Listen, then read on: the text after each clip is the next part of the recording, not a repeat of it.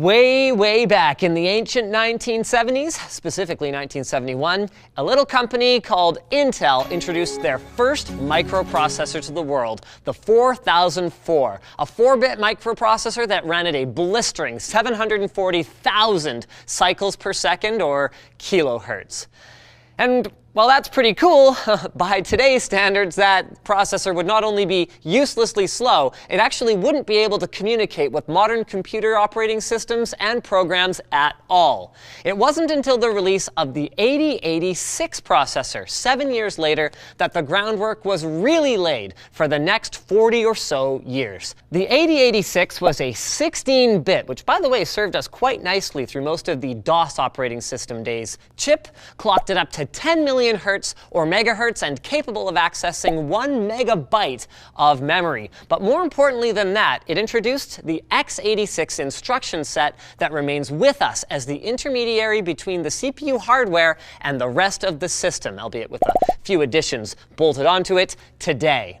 This is what set us down a long road of Intel rolling out processors in accordance with Moore's Law. Not a law per se, but more of an observation that every year the number of transistors per square inch on an integrated circuit had doubled, and that an end to that trend would take a long time before it stopped. So let's have a look at some of the notable milestones along the road.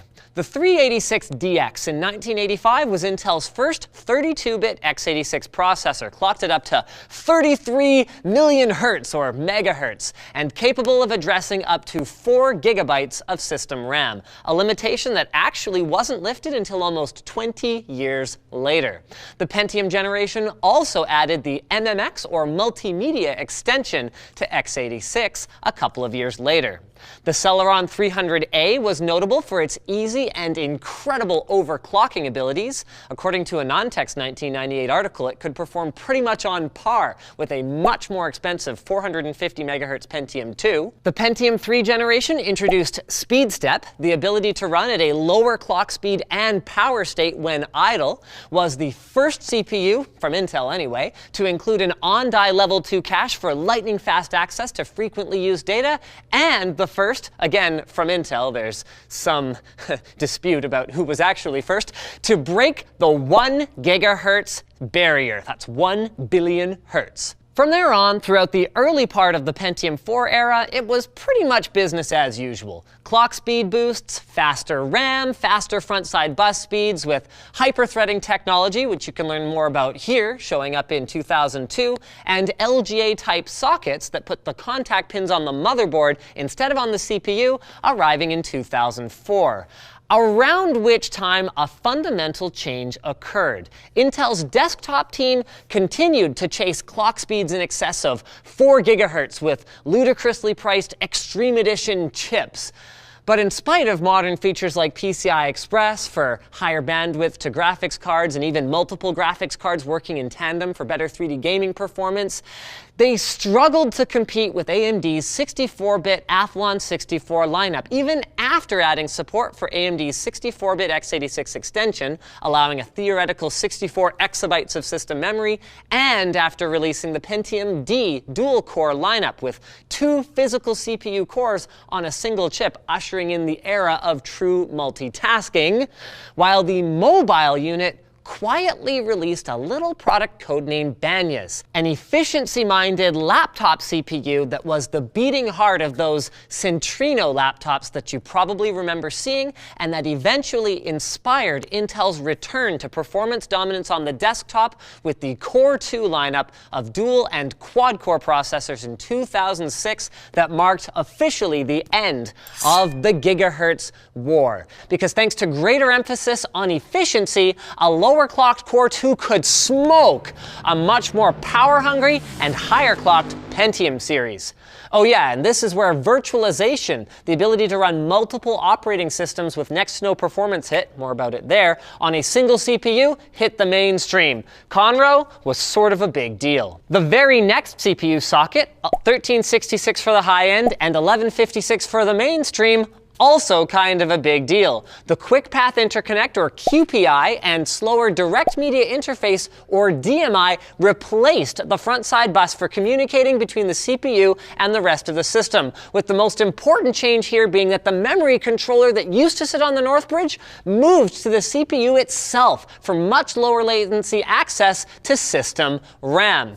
Turbo Boost momentary clock speed increases when the workload, power, and thermals allow also showed up here. You can learn more about that in the link up there. And on the mainstream dual-core models, the idea of putting the onboard graphics core on the CPU package was first introduced here, and it's a trend that continues today, with Intel touting powerful onboard graphics as an important part of overall system performance, with supported workloads, video encoding for example, potentially performing better on the GPU than on the CPU itself. And honestly, even though that last thing I just said happened back in the 2008-2009 timeframe, whether it's because AMD has been largely uncompetitive for the better part of the last decade, or because Intel arbitrarily decided that average Joe has all the performance he needs, not a whole lot has happened since then, with each new generation bringing small improvements. Updated I/O options, USB 3, M.2, and Thunderbolt being notable ones.